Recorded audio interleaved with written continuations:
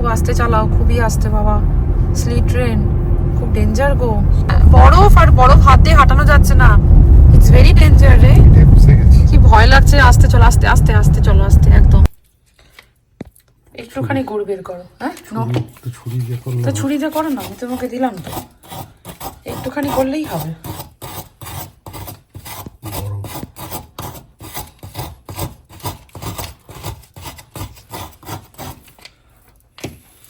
আমাদের ময়রা বাবু ভালোই থেসে যাচ্ছে ছানা।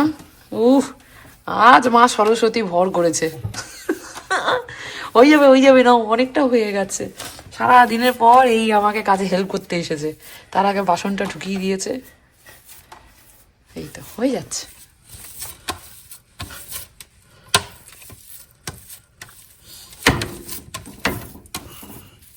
আজ আমার হেসেলে বহু দিন পর বলতে পারেন মিষ্টি তৈরি হচ্ছে। এক সময় করতাম, তবে ওই মিঠি হবার পর থেকে এক্সট্রা কাজের জন্য, মানে এই যে শখ করে মিষ্টি বানাবো, বাড়িতে খাবো, সেসব দিনের পালা চলে গেছে। নমস্কার, সুপ্রভাত, সকলকে আরও একবার স্বাগত জানি। এই যে আমাদের মিষ্টি রান্না থেকেই শুরু করছি আজকের ব্লগটা। বাইরের ওয়েদার কীরকম জানেন? প্রচণ্ড ঠান্ডা, আপনি মানে বাইরে একটুকু ভালো করে দাঁড়াতে পারবেন না। তবে আমাদের বাঙালি সরস্বতী পুজো, সেটা তো করবই বলুন। বাড়িতে বাচ্চা আছে, তারা স্কুলে যায়, মানে মিঠিটা আমার স্কুলে যায়। আস্তে আস্তে মিমও তো বড় হচ্ছে। বিদ্যা বুদ্ধি যেন ভগবান ওকে দেয়, তাদের জন্যই ছোট করে আমার বাড়িতে ঠাকুরকে একটু পুজো দেব।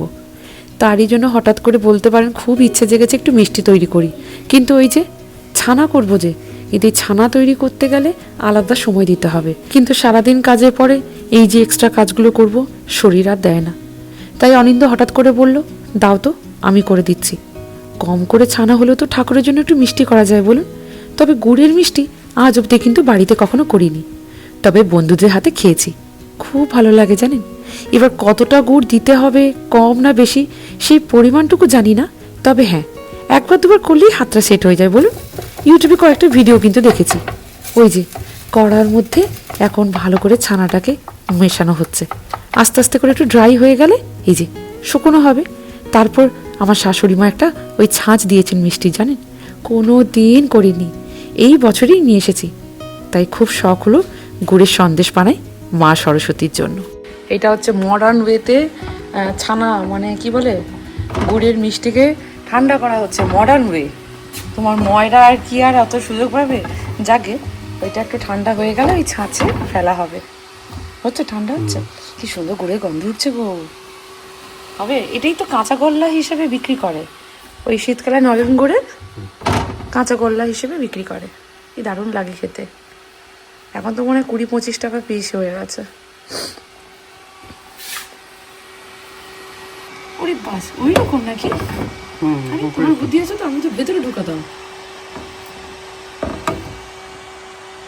হয়েছে হয়েছে হয়েছে, হেব্বি হয়েছে।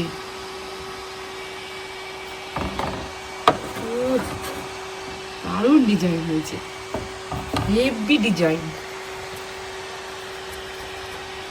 না, অনেকে দেখেছি ওর ভেতরে মানে আগে দিয়ে তারপর হাত থেকে বের করে, হাত দিয়ে। এই বুদ্ধিটাও খারাপ না। এই ব্যাপারটার কথা বলছিলাম আমি। দিয়ে এবার আস্তে করে তোমাকে একটু টেনে বের করতে হবে, পারবে? হাতে নিয়ে ঢালো, দেখো কি গো, আটকে গেছে, আটকে যাচ্ছে। এই তো হয়েছে হয়েছে, কি সুন্দর হয়েছে। আচ্ছা, এটা একটা ডিজাইন হয়েছে, এটা একটা ডিজাইন হয়েছে, নট ব্যাড। ঠিক আছে, করো যেরকম হোক, ঠাকুরকে দিলেই শান্তি। মিষ্টিগুলো দারুণ দেখতে হয়েছে বলুন, ছাঁচটায় কি সুন্দর ডিজাইন হয়েছে। এখনো মনে পড়ছে আমাদের পাড়ার ওই যে ময়রার মানে মিষ্টি দোকানগুলো যে ছিল না, সেই তখনকার দিনে এইরকম 2 টাকা 3 টাকায় মিষ্টিগুলো পাওয়া যেত। হ্যাঁ, এখন তো অনেক দাম বেড়েইছে, জিনিসপত্রের যে প্রচুর দাম বেড়েছে। এইবারে এই কিশমিশগুলো কিনে নিয়ে এসেছি কস্কো থেকে, অর্গানিক কিশমিশ। মিমোকে মাঝে মধ্যে দিই, একটু খেতে ভালোবাসে, যদি বা তার এখন ভারী মুড হয়েছে। কোনোদিন ভালো লাগে, কোনোদিন আবার খাবারটাও ছুঁড়ে দেয় যদি তার মনের মতো না হয়। দাঁড়ান, এই যে দেখুন, মিষ্টির মাঝে মাঝে একটা করে কিশমিশ দিয়ে দিচ্ছি। আমি তো দোকানে দেখেছিলাম, সেই থেকে ভাবলাম একটা দিলে মন্দ হয় না। কি সুন্দর দেখতে হয়েছে না? জানি না, তবে আমার কিন্তু মন জুড়িয়ে যাচ্ছে। বাড়িতে যে প্রথম এরকম গুড়ের মিষ্টি হলো, মা সরস্বতীকে দেব মনে মনে কতবার ভেবেছিলাম। করতে পারবো পারবো না ভেবে ভেবে আজ আমাদের কর্তাবাবুর জোরে মিষ্টিটা বানানো হয়ে গেল। আচ্ছা, আপনারা কিন্তু কমেন্টে জানাবেন এই মিষ্টিগুলো কি আমাদের দেশের মতোই হয়েছে, না খেতে কীরকম হয়েছে সেটা আমাদের বাড়িতে পুজো দেওয়ার পরেই বুঝতে পারবো। তবে দেখতে কেমন হয়েছে অবশ্যই জানাবেন।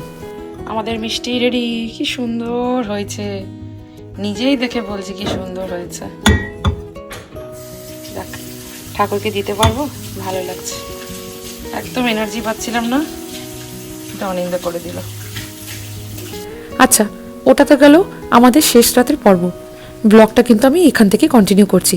পরের দিনের সকাল, আজ আমার রান্নাঘরে আমেরিকান খাবার দাবার মানে ব্রেকফাস্ট হবে। মিঠি রানী বলেছে, মামি আমাকে হোয়াইট চিজ পাস্তা বানিয়ে দাও। অত রেসিপি জানি না, ইউটিউব থেকেই দেখেছি। ভালো করে দেখে তার মনের মতো করে বানিয়ে দিচ্ছি। আর এই যে চিকেনটা দেখছেন, এখন হয়তো ভাবছেন ব্রেকফাস্টে চিকেন স্যান্ডউইচ খাবো। তাও আবার ওই চিকেন এমনি এমনি কাটা নয়, একটা গ্রিল চিকেন টাইপের ওই দোকান থেকে কিনে নিয়ে এসেছিল। সেইটা খেয়ে পড়ে রয়েছে এখন 2 দিন ফ্রিজে। খাবারটা নষ্ট করব, তাই জন্য সকালেই ভাবলাম চিকেনটাকে একটু গরমে নেড়ে চিকেন স্যান্ডউইচ বানিয়ে নিই। আচ্ছা, তার উপর আমাদের আজকে নর্থ ক্যারোলাইনায় হাই অ্যালার্ট। ওই যে স্লিট ট্রেন হবে, খুব নাকি ডেঞ্জার। বাবা, এই 10-11 বছর রানিং আমার আমেরিকায় কোনোদিন স্লিট ট্রেন দেখিনি। সেটা নাকি রোডের জন্য খুবই ডেঞ্জারাস। গাড়ি টাড়ি কিন্তু ভালো করে যেতে পারবে না, স্লিপ করে যাওয়ার হাই চান্স।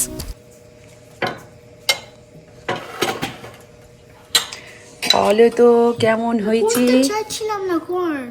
ও কর্নটা চাইছিল না, ইটস ওকে। আচ্ছা, তুমি বাকিটা খেয়ে দেখো, একটু ফু দাও। গরম আছে, এক্ষুনি করলাম না। মিঠি রানী খুব শখ হয়েছে। বেচারা স্কুলে নিয়ে যায়, এত স্টিকি হয়ে যায়, ঠান্ডা হয়ে যায় তো, তাই জন্য ওকে ফ্রেশ করে দিলাম। নি, গরম গরম খা। এখানে খাবারে চুল পড়ছে, এগুলো দেখবি, প্লেটে যেন চুল না পড়ে।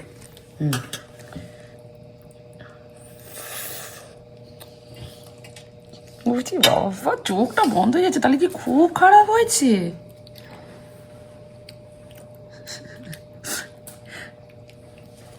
আচ্ছা, আঙুলটা দিয়ে আগে প্রথমে দেখায় কিরকম। ভালো। ভালো? আচ্ছা, রেটিং আউট অফ 10? আমি বলি না, কতবার বলো আমাকে। না, এটা একটা নিউ খাবার, তাই নিউ রেটিং। তাহলে আমি আরো ইমপ্রুভ করব না? 9 out of 10 ও দারুণ নাম্বার, তাও 1 কেন হলো না? বিকজ ওই কোনগুলো চাইছি। ও কর্নের জন্য 1 নাম্বার কেটে গেল। আচ্ছা, ঠিক আছে ঠিক আছে, তুমি খাও, এটাই অনেক। তোমার ভালো লেগেছে, এটাই শুনে ভালো লাগছে তো বাবা, খাও। মেয়ে আমার বড় হয়েছে, বুঝেছেন? আজকাল খাবারে কিন্তু ভেবে চিনতে রেটিং দেয়। না না, ভালো হলে ভালো রেটিং, খারাপ হলে কিন্তু আবার 3-4-এও নেমে আসে আউট অফ 10-এ। এই যে চিকেন স্যান্ডউইচের কথা বললাম, এই যে সেই চিকেন স্যান্ডউইচ রেডি। তাই বললাম, ছেলেটা তো আমাদের ঠিক করে টেবিলে খেতে দেবে না, চলো ওই মেঝেতে গিয়ে বসি, জানি একটু টুকুর টুকুর করে দিলে মুখে নিয়ে খাবে আর আমাদেরকেও খেতে দেবে। ছুটির দিন, বাইরে মেঘলা আকাশ, তার উপর বাইরে আজকে হাই অ্যালার্ট জারি করেছে। না, সেটা মনে হয় রাত্রি 9টা থেকে 9:30 পর। তাও ওর বাবাকে বলছি, চলো না একটুখানি এদিক ওদিক করে ঘুরে আসি, দেখি রাত্রিবেলা যদি কিছু দেখতে পাই আপনাদেরকে কিন্তু অবশ্যই দেখাবো। আলটিমেটলি আমাদের এই 12টার সময় ব্রেকফাস্ট করার টাইম হলো, খেতে বসবো। এই যে ওদেরকে বসিয়েছি, আর একজনে ভ্যাকিউম চলছে। চলে এসো, চা ঠান্ডা হয়ে যাবে। দেখ না, খাবার ঘাঁটবে কেমন অ্যাটেম নিচ্ছে, দেখ। ওরে বাবা, বেশি বলা যাবে না, দেখেছিস? ছোট্ট ভালুক, এটা ভালুক। পোলার বিয়ার নেই, খাই।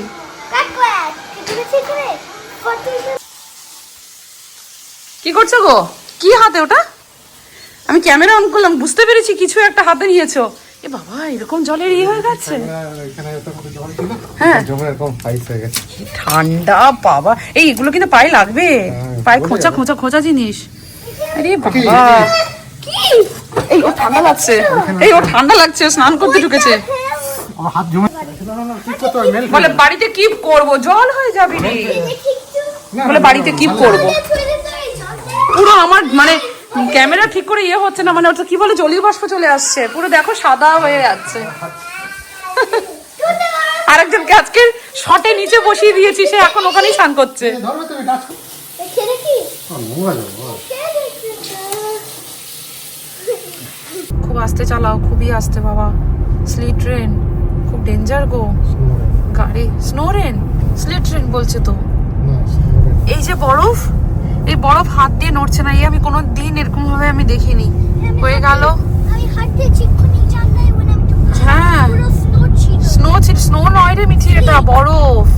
হ্যাঁ বরফ, আর বরফ হাত দিয়ে হাঁটানো যাচ্ছে না, ইটস ভেরি ডেঞ্জার রে। কি ভয় লাগছে, আস্তে চলো, আস্তে আস্তে আস্তে চলো, আস্তে একদম। ব্রেক মারলে তো স্লিপারি হয়ে যাবে না, এটা দেখে বোঝা যাচ্ছে না, কিন্তু এই যে সেটা। মাম্মি হাঁটাও হ্যাঁ হাঁটাও। ও ই বাবা, এটা সত্যি রে। সবাই দেখ দেখ দেখ এটাকে, এইটা জড়ো কর। এই যে Dream come true. your dreams come true। বাবা দেখো এখানে। এই যে এইটাকে একটু জড়ো করছি, তবে এটা ইয়ে একসাথে স্নো হচ্ছে, কিন্তু এটাকে এইটাই যখন মানে এই যে এরকম করছি তো ব্যাপারটা এইরকম করছি, মানে উঠছেই না, বরফটা পুরো মানে স্টাক হয়ে আছে। আর কোথায় বললে? আরে বাবা, আরে বাবা, ওরে বাবা রে, এটা খুবই সাংঘাতিক, খুবই ডেঞ্জার এটা। খুব ফান। না না ঠিকই অ্যালার্ট এসেছে, হাই অ্যালার্ট এখন নর্থ ক্যারোলাইনা। ওই যে ওই বরফটা তোমার ইয়ে হয়েছে, মানে এইটাই, মানে বরফ দেখা যাবে, স্নো দেখা যাবে না, তাই না? মানে জল যদি পড়ে রেনটাই স্নো হয়ে পড়ে যাচ্ছে একদম।